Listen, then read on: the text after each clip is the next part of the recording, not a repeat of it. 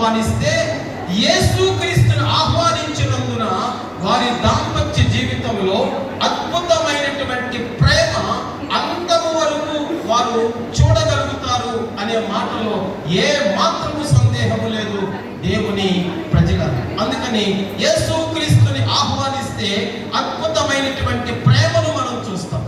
రెండవదిగా యేసుక్రీస్తు ప్రభు వారిని వారి యొక్క దాంపత్య జీవితంలోనికి ఆహ్వానించగలిగితే అద్భుతమైన ఆశ్చర్యాన్ని మనం చూస్తాం.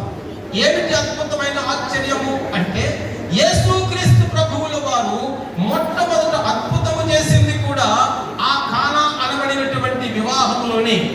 అది ఒక అద్భుతం. అంటే దేవుడు అద్భుతము చేశారు అక్కడ.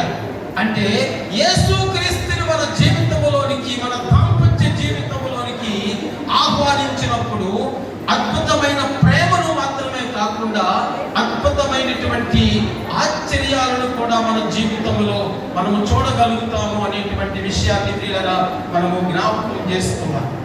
రెండవదిగా మనం గమనిస్తే రెండవ సూచన ఏమిటి అంటే, మొట్టమొదటిగా మనము ఆయనను ఆహ్వానించడం అనే దాని గురించి మాట్లాడుకుంటూ ఉన్నాం.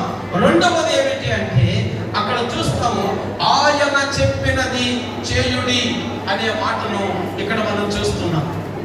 ఆయన చెప్పినది చేయుడి అంటే అర్థం ఏమిటంటే, యేసుక్రీస్తు ప్రభు వారు ఏమైతే చెప్పారో అది మాత్రమే మనం చేయాలి. దానికంటే ఎక్కువ కానీ తక్కువ కానీ మనము చేయకూడదు. ఇంతకు ఏం చెప్పారు ఆయన అంటే, అక్కడ చెప్పిన సందర్భం వేరు, కానీ ఇక్కడ మనం ఈ వివాహములో ఏమి నేర్చుకోవాలి అంటే,